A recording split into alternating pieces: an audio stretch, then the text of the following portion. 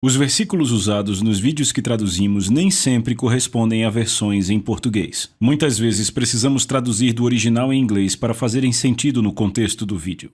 Vamos dar um grande louvor a Deus? Vamos agradecê-lo. Obrigado, Jesus. Amém, amém, amém. Estamos todos muito empolgados com a palavra de Deus aqui. Amém. Você pode sentar. Certo, estamos na sessão 4 de Extraordinário. Você aprendeu algo até aqui? Bem, então aperte os cintos, vai ficar muito bom. Vamos fazer uma pequena revisão. Efésios capítulo 3, versos 9 e 10, nosso versículo base. Na verdade, vou ler só o 10. Através de cristãos como vocês, esse extraordinário plano de Deus está se tornando conhecido e falado até mesmo entre os anjos. O que acontece aqui em Extraordinário é que estamos revelando o extraordinário plano de Deus que eu creio vem sendo escondido de muitos crentes no mundo. Extraordinário é definido assim, além do que é usual, excepcional, que excede as medidas comuns, certo? Como sinônimos temos notável, incrível, inimaginável, maravilhoso, e como antônimos comum, normal, usual. O oposto de extraordinário é o que? Me diga. Normal, está certo, eu quero que isso penetre fundo no seu coração, certo? Nós não apenas descobrimos que Deus deseja que vivamos extraordinariamente, mas que isto agrada a Ele. Você pode dizer amém para isso? Agora eu vou começar dizendo isso. Por centenas de anos, antes da ressurreição de Jesus, homens e mulheres que desejaram um relacionamento com Deus viveram debaixo da lei. Repitam, a lei. Deus deu a lei através de Moisés e o seu propósito primário em dar a lei foi para mostrar a homens e mulheres que eles nunca poderiam, por seus próprios meios, viver de uma maneira digna de Deus. Estão comigo? Esse era o propósito da lei? Provar para o homem que ele não poderia conquistar a salvação, certo? Nos é especificamente dito, 1 João 2,6, aquele que diz que permanece nele deve andar como ele andou. Isso não é uma sugestão, não é sequer uma recomendação, é um comando. Então você vê, é um pouco diferente no Novo Testamento. A lei foi dada para provar ao homem que ele não conseguiria andar de modo digno de Deus, e no Novo Testamento é esperado que andemos dessa forma. É esperado que andemos como Jesus andou. Como nós podemos fazer isto? Certo, aqui está a resposta, João capítulo 1, versos 16 e 17. E da sua plenitude todos nós recebemos, e graça sobre graça. Porque a lei foi dada por intermédio de Moisés, mas a graça e a verdade vieram por meio de Jesus Cristo. Eu estou ficando feliz só de ler isso agora. Há tanta coisa nessas duas passagens que é melhor eu ir passando pouco a pouco, certo? Ok? Vamos ver a primeira linha. E da sua plenitude todos nós recebemos. Agora vamos, ouçam estas palavras. Não achem que eu estou falando de vocês a partir da Bíblia que você tem ouvido desde que é bebê. Eu quero que você ouça essas palavras, ouça como se o próprio Deus estivesse falando com você agora. Da sua plenitude. Você ouviu o que eu acabei de falar? Da sua plenitude todos nós recebemos. Você entende? Ele está dizendo plenitude de Jesus Cristo. Não estamos falando da plenitude de um grande líder. Não estamos falando da plenitude de um atleta maravilhoso. Não estamos falando da plenitude de um líder como John Kennedy. Estamos falando sobre a plenitude do próprio Jesus Cristo.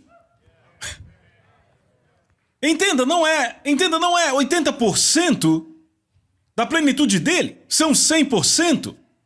Certo, a completude dele foi transferida a nós.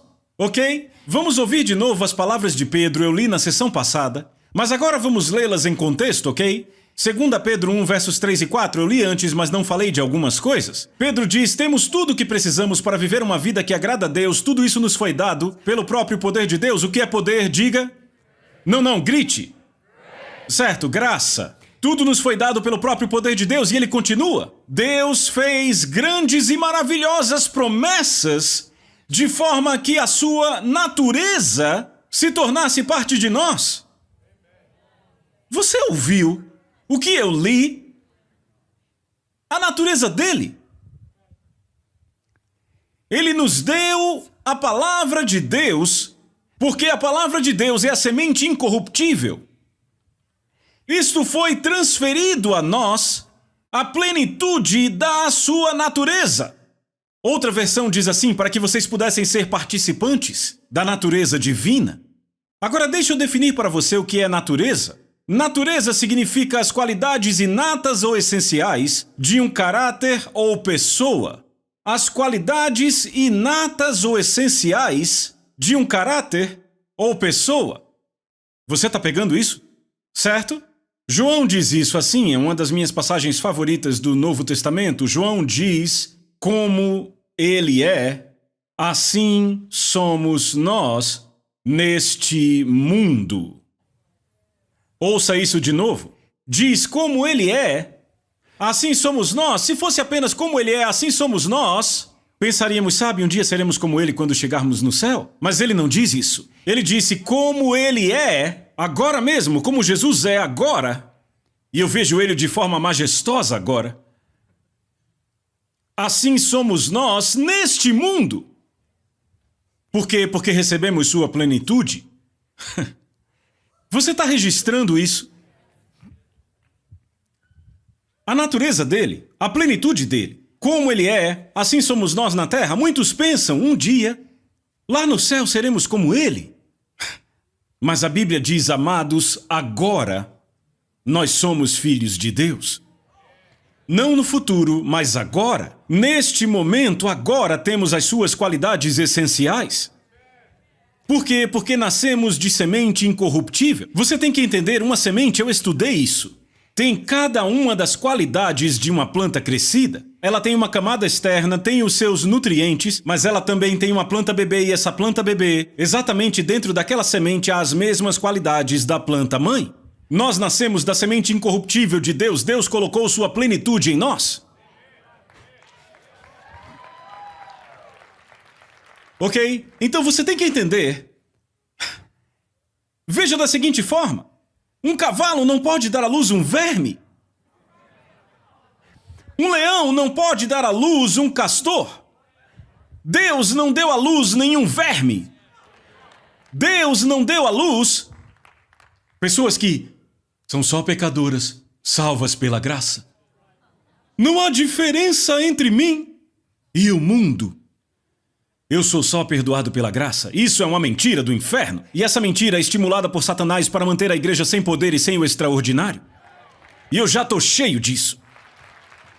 Não, você não foi apenas perdoado. Sim, você foi perdoado. Eu não estou tentando diminuir a importância disso. Mas eu te digo, o caráter dele, a plenitude da natureza dele foi transferida a você.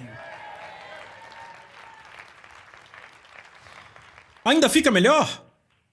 Porque Paulo diz assim, eu mesmo não vivo mais, mas Cristo vive em mim. Vejam, a mamãe leoa não vive através dos seus filhotes. Deus não apenas pôs a natureza dele em você. Paulo diz, não sou mais eu vivendo, é Cristo vivendo em mim. O ungido vivendo dentro de mim. Você está entendendo? Vamos continuar examinando o que João escreve. E da sua plenitude, todos nós recebemos. E graça sobre graça. Então eis o que muita gente deixa passar por causa de ensinos errados. João conecta o recebimento da plenitude da natureza dele com a graça de Deus. Veja, uma é tão real quanto a outra. Fomos perdoados, isso é muito real para nós. Mas também deve ser real para nós, eu tenho a natureza de Cristo em mim. Agora notem, João diz graça sobre graça. Eu liguei para um amigo meu em Atenas, Grécia. Na verdade, eu mandei um e-mail, mas também nos falamos por telefone. Ele não apenas fala grego, ele é um ministro, é a sua língua mãe, mas ele também estuda grego antigo. Ele disse, John, essa expressão graça sobre graça significa abundância de graça. Veja, é abundância de graça Deus ter posto suas próprias características em nós. Estão comigo? Eu estou dizendo, isso é impressionante. Note que ele escreve graça sobre graça, literalmente significa a riqueza, a abundância de graça. Agora vejamos o resto da declaração. E da sua plenitude, todos nós recebemos, e graça sobre graça, agora continue lendo, pois a lei foi dada através de Moisés, mas graça e verdade vieram por meio de Jesus Cristo. Agora ouçam isso. Recebemos da sua plenitude graça sobre graça, pois a lei, porque a lei foi dada por Moisés, mas a graça e a verdade foram dadas por meio de Jesus. Vamos falar sobre isso. Em Mateus capítulo 5, Jesus faz uma série de comparações. Em todo o capítulo, Jesus faz comparações, eu vou ler algumas para você. Ouvistes que foi dito aos antigos, eu, porém, vos digo. Versos 27 e 28, Jesus diz, ouvistes que foi dito aos antigos, eu, porém, vos digo. Também ouvistes que foi dito, eu, porém, vos digo. De novo ouvistes o que foi dito aos antigos, eu, porém, vos digo. Ouvistes o que foi dito, eu, porém, vos digo. Ouvistes o que foi dito, eu, porém. Jesus faz 6 comparações em apenas um capítulo, Mateus capítulo 5. O que Jesus está fazendo aqui? Ele está comparando a vida debaixo da lei com a vida na graça. Quando ele diz, ouvistes o que foi dito aos antigos, ele está falando da lei. A lei foi dada a Moisés, certo? Mas quando ele diz, eu, porém, vos digo, ele está prestes a contar como é na graça, porque a verdade opera pela graça. Estão comigo? Então vejamos a primeira comparação. Primeira comparação, Jesus diz, ouvistes que foi dito aos antigos, não matarás. E quem matar estará sujeito a julgamento. Para ser considerado assassino debaixo da lei, você teria que fisicamente pegar uma faca, correr atrás de alguém e tirar a vida da pessoa. Estão comigo? Mas Jesus diz, eu, porém, vos digo. Veja então como será, debaixo da graça, porque esta é a verdade. Todo aquele que sem motivo se irar contra seu irmão estará sujeito a julgamento, e todo aquele que diz a seu irmão racá estará sujeito ao fogo do inferno. A palavra racá significa cabeça de vento ou idiota. Ok, quando você olha lá para trás, chamar alguém de racá seria o equivalente hoje a olhar para alguém e dizer, eu te odeio, realmente querendo dizer isso? Estão comigo? Então, debaixo da lei, para ser considerado assassino, você teria que fisicamente tirar a vida de alguém, mas Jesus diz na graça, para ser um assassino só precisa ser preconceituoso? Ou se recusar a perdoar ou qualquer outra forma de ódio? Deus diz assassino. Essa é a verdade. Estão comigo? João confirma, João diz, se você odeia seu irmão é assassino e nem pense que tem a vida eterna dentro de si. Como um assassino pode ter a vida eterna habitando em si? Estão comigo? Alguém que se recusa, não estou falando de alguém que cometeu pecado de assassinato, estou falando de um assassino. Estamos falando de alguém que vive em ódio. Não é só uma pessoa que cometeu um pecado. Cometeu um pecado talvez 2, 3 vezes, eu já falei sobre isso. Eu falo de um assassino. Alguém que odeia e em seu preconceito nada perdoa. Segunda comparação. Ouvistes que foi dito, não adulterarás, eu porém vos digo, qualquer que olhar para uma mulher, com intenção impura no coração, já adulterou com ela. Na velha aliança, para ser adúltero, você teria que ir para a cama com alguém que não fosse a sua esposa. Na nova aliança, você só precisa querer fazer isso? Na velha aliança teria que fazer. Deus diz adúltero. A nova aliança é a verdade. Você só precisa querer fazer isso. E aí já cometeu adultério em seu coração? Tá ficando bem quieto aqui. Esta é a verdade. Esta é a verdade. Terceira comparação. Jesus diz, também foi dito, aquele que se divorciar da sua esposa, dê-lhe carta de divórcio, porém eu vos digo, veja, ele vai continuar falando isso no livro de Mateus, eu vou lá para o fim, porque aí ele começa a elaborar melhor. Então, por essa resposta aqui, vamos para Mateus 19, de 4 a 6, os líderes chegam a Jesus e perguntam se é lícito para um homem divorciar-se da sua esposa por qualquer razão. Ouçam a resposta de Jesus. Não tendes lido que o Criador desde o princípio os fez homem e mulher e que disse, por esta causa, deixará o homem pai e mãe e se unirá à sua mulher, tornando-se os dois uma só carne, de modo que já não são mais dois, porém uma só carne, portanto o que Deus ajuntou não o separe o homem. Os líderes então responderam, por que então mandou Moisés debaixo da lei? Porque ele nos mandou dar uma carta de divórcio a ela e repudiá-la? Veja a resposta de Jesus. Moisés, por causa da dureza do vosso coração, vos permitiu repudiar vossa mulher, mas desde o princípio não foi assim. Eu, porém, vos digo, quem repudiar sua mulher não sendo por causa de relações sexuais ilícitas e casar com outra comete adultério. Note que ele diz, mas desde o princípio não foi assim. No princípio, Deus definiu a verdade. Repitam, verdade. O que aconteceu foi que, pelo povo viver debaixo da lei, eles não tinham a natureza de Deus neles, eles eram constrangidos pela lei. Eles não podiam viver na verdade. A verdade é que, desde o princípio, nunca foi o projeto de Deus. Quantos aqui sabem que a verdade nunca muda? A verdade é a mesma ontem, hoje e para sempre. Por quê? Porque Jesus é o mesmo ontem, hoje e para sempre, e Ele é a palavra viva de Deus. Então a verdade nunca mudou, mas não suportavam isso durante a lei porque não tinham a natureza dele. Então é por isso que a verdade anda lado a lado com a graça. Ela não andava lado a lado com a lei porque o homem não conseguia lidar com isso. Se olhamos para os padrões em que Deus espera que vivamos, que são verdade lá desde o princípio, é a forma de viver dele, é o andar digno dele. Então agora a verdade pode ser trazida de volta pela graça, porque agora temos o poder para vivê-la. Podemos ver isso de duas formas. Podemos ver o copo meio cheio e o copo meio vazio. Eu vejo o copo meio cheio, eu digo uau, uau, uau, uau. Eu tenho o caráter e a natureza de Deus em mim para que eu possa andar em verdade. Eu posso andar como Ele andou. E a pergunta passa pela sua mente, por que o John está contando tudo isso e por que as pessoas não estão andando nessa verdade? Acredite, nas lições 6, 7 e 8 falaremos disso. Eu só estou estabelecendo o fundamento. Vamos para a próxima comparação. Vocês também ouviram o que a lei de Moisés disse: não quebrem os seus votos. Vocês devem cumprir os votos que fizeram ao Senhor, mas eu digo a vocês, não façam nenhum voto. Digam um simples sim, eu farei, ou não, eu não farei. A sua palavra basta. Fortalecer a sua promessa com um voto mostra que algo está errado. Debaixo da lei, um homem e uma mulher mostravam que estavam falando sério fazendo um voto ou um juramento. Jesus disse, tinham que fazer isso porque havia restrições. Não tinham a plenitude da natureza de Deus dentro deles. Você não tem mais restrição nenhuma. Você vive na verdade porque você agora tem a plenitude da natureza de Deus dentro de você, uma vez que você nasceu de novo. Então, debaixo da lei você fazia voto, você jurava. Mas na nova aliança, porque a natureza de Jesus vive em nós, nós crentes devemos ser o povo mais confiável da face da terra.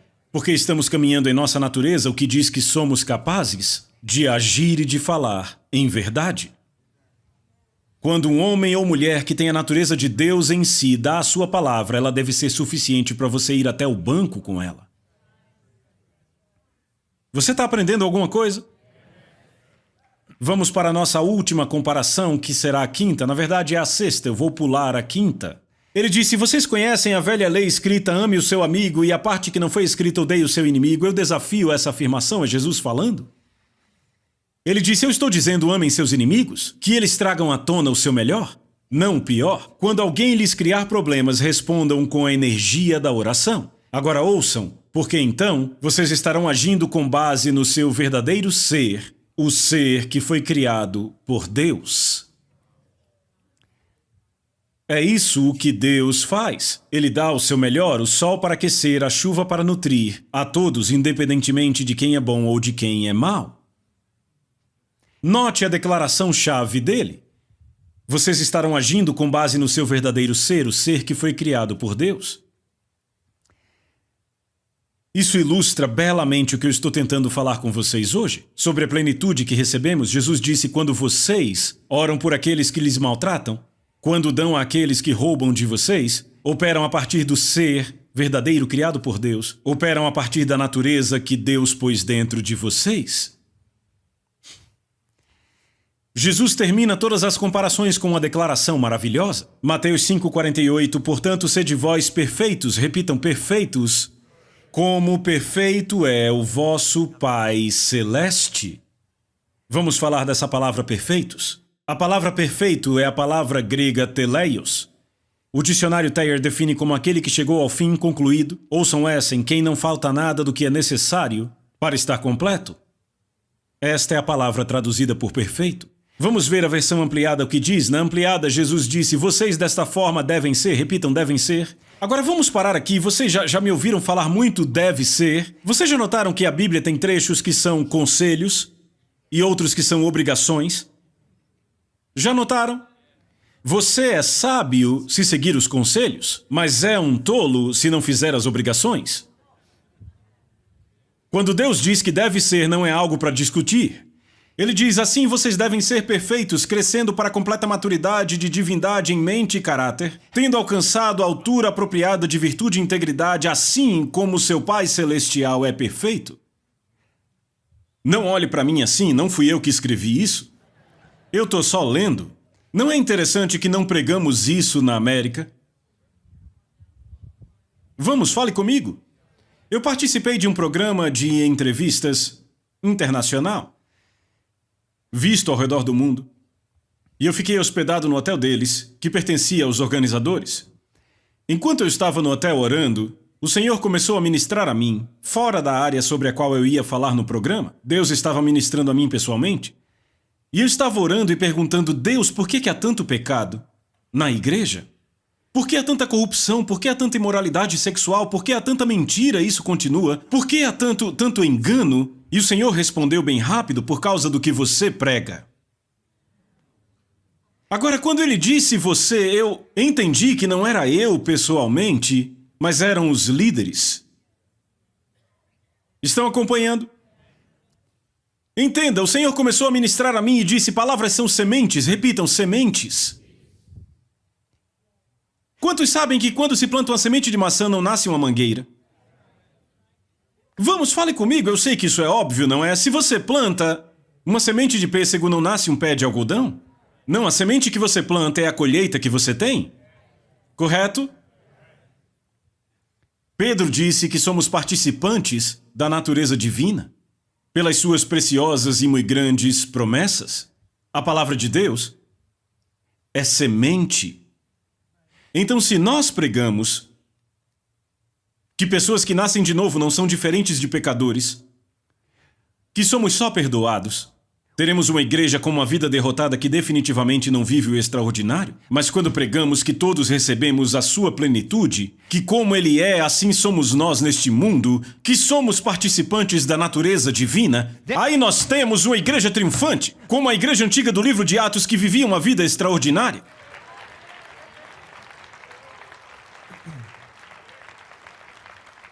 A capacitação gratuita da graça é transferida através de palavras. Eu vou provar isso para você depois. Vou dizer de novo, a capacitação gratuita da graça é transferida através de palavras, por suas grandes e muito preciosas promessas, para que por meio destas nos tornemos participantes. Você está vendo isso? Vou dizer de novo, a capacitação gratuita da graça é transferida através de palavras. O inverso é verdadeiro. A incapacitação é liberada por palavras, sementes. Da mesma forma, as palavras que saem dos nossos púlpitos, nossos livros, nossos vídeos, nós temos essencialmente incapacitado o efeito da semente incorruptível da palavra de Deus na vida das pessoas. E você está dizendo: ok, John, agora você foi longe demais, querido. Você está me dizendo que eu posso tirar o poder da palavra de Deus com minhas palavras? Ou da obra de Deus na vida de alguém pelas palavras? Bem, ouça o que Jesus disse. Jesus disse aos líderes, aos pregadores da época dele: assim vocês estão anulando e tornando vazia e sem efeito a autoridade da palavra de Deus, pela sua tradição, que por sua vez atua, e muitas coisas desse tipo estão fazendo. Agora eu quero que você pense nisso, a autoridade da palavra de Deus que Jesus diz que representa o poder de mudar a vida de uma pessoa. Esse poder pode ser anulado? É impressionante quando pensamos nisso. Jesus disse: céu e terra podem passar, mas nem um i ou um tio da minha palavra pode passar. As estrelas que os navegantes usam para navegar ao longo de milhares de anos. Sabe, o nosso gerente de ministério na Austrália, ele navega e navegou por todo o mundo com sua esposa. E ele me disse, na última viagem que fiz à Austrália, ele disse: sabe, foi maravilhoso quando cruzamos para o hemisfério sul. A primeira coisa que vimos foi o Cruzeiro do Sul, ficamos muito empolgados. Ele cresceu vendo o Cruzeiro do Sul. É uma constelação do hemisfério sul, não vemos nos Estados Unidos, não aparece aqui em cima. Então esses navegantes têm navegado há milhares de anos pelas estrelas. Essas estrelas podem literalmente desaparecer e sumir, e nenhum i ou tio, poderíamos dizer nem uma vírgula da palavra, falharia.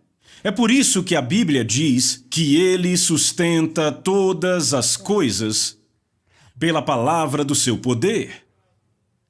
Você ouviu que isso diz a palavra do seu poder? Note que ele não diz ele sustenta todas as coisas pelo poder da sua palavra. Dizer o poder da sua palavra significa que a palavra é poderosa. Mas quando ele diz ele sustenta todas as coisas pela palavra do seu poder, significa que todo o seu poder está em sua palavra. É por isso que a Bíblia diz que ele exaltou sua palavra acima do seu próprio nome, porque todas as coisas são mantidas juntas pela palavra do seu poder. Você está comigo? Isso é maravilhoso.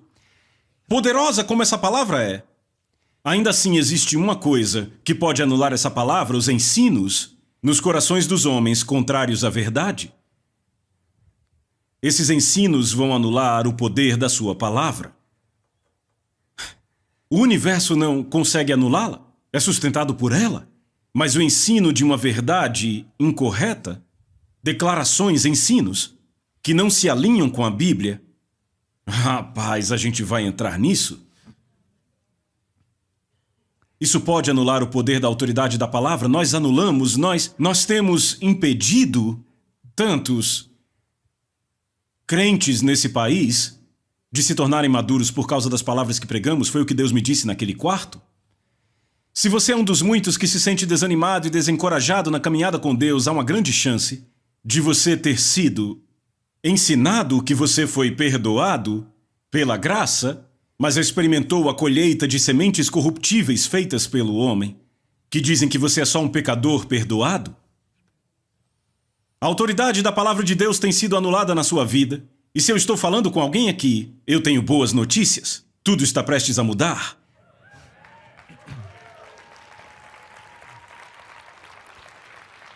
Com esse conhecimento da graça, lado a lado com a verdade, ao invés de com a lei, podemos entender melhor Paulo. Ouça isso. Romanos 6,14, eu estava num jejum verão passado, e Deus ficava me lembrando essa passagem. Foi essa passagem que me fez começar a escrever esse livro. Deus ficava me lembrando essa passagem vez após vez naquele jejum, e eu levei um tempo até entender. Veja, Romanos 6,14. Porque o pecado não terá domínio sobre vocês, porque vocês não estão debaixo da lei, mas da graça. Você não está mais debaixo da lei, você agora tem o poder. O pecado não tem mais domínio, perdeu o domínio. Mas se eu te digo que você é só um pecador, que foi perdoado, o pecado ainda terá domínio sobre você porque eu anulei o poder e a natureza de Deus em sua vida?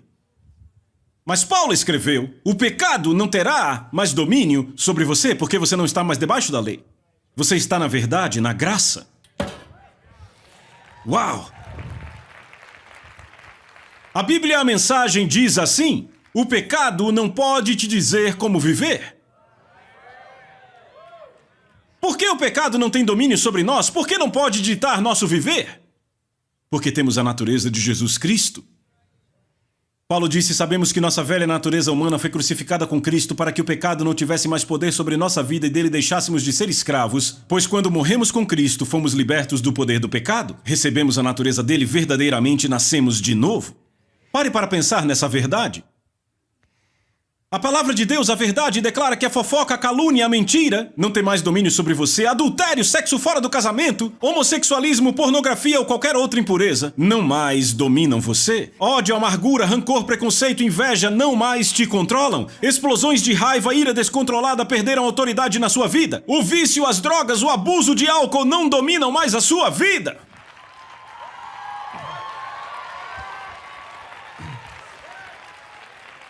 A desobediência à autoridade, a teimosia, a insubordinação perderam domínio sobre você. E a lista continua, baby. Você está livre do pecado porque agora você tem o empoderamento da graça.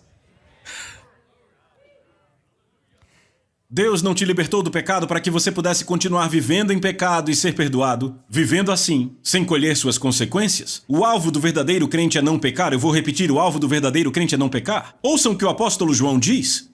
Meus queridos filhos, eu estou escrevendo isso para que vocês não pequem. Note que ele diz para que vocês não pequem. Mas, se vocês pecarem, notem que ele não diz quando vocês pecarem. É se É um desvio de caráter para o cristão pecar. Por isso Jesus disse, sejam perfeitos. Mas se pecarmos, quantos sabem que precisamos disso?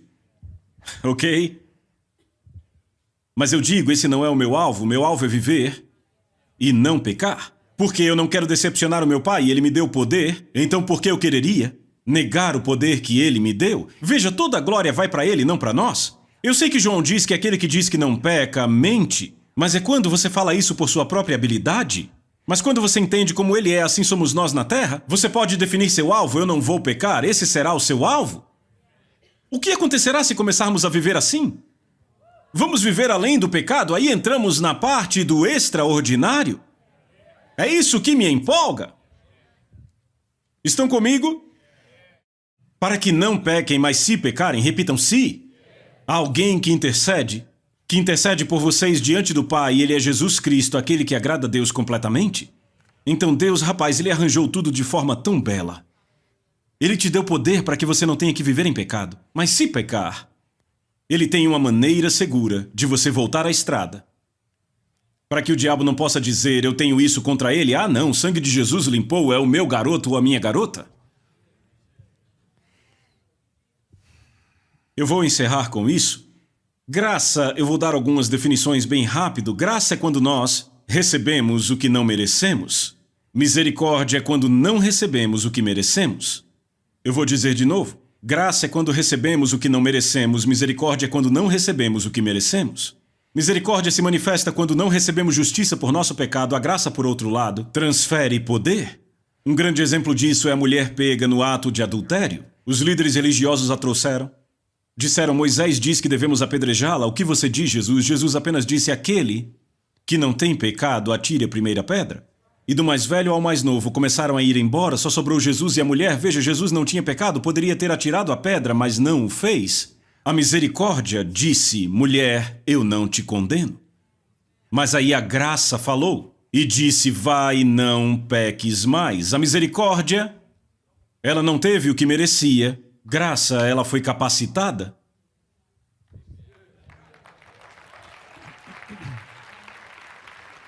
Na mente de muitos cristãos, eles juntam essas duas coisas. E você diz, e daí, John? Bem, deixa eu pôr dessa forma. Você perde o poder de cada uma quando junta as duas. Como se joga basquete com as regras do futebol? Isso tiraria a individualidade do jogo de basquete, certo? Quando se usa a graça pelas regras da misericórdia, você começa a cometer um monte de faltas, querido. Você está comigo?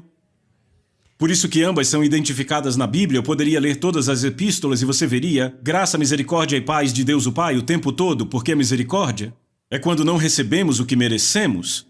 Graça é quando recebemos o que não merecemos. Nunca devemos perder a identidade de cada uma, para que a grande verdade de cada uma não se perca. Veja como a Bíblia diferencia as duas. Acheguemo-nos confiadamente ao trono da graça, a fim de recebermos misericórdia e acharmos graça para socorro em ocasião oportuna. Você entende que ele fala das duas? A graça nos dá poder, a misericórdia cobre nossas falhas. Como é completa esta salvação que Deus nos deu? Eu mal posso esperar para a sessão número 5. Vejo você lá. Vocês são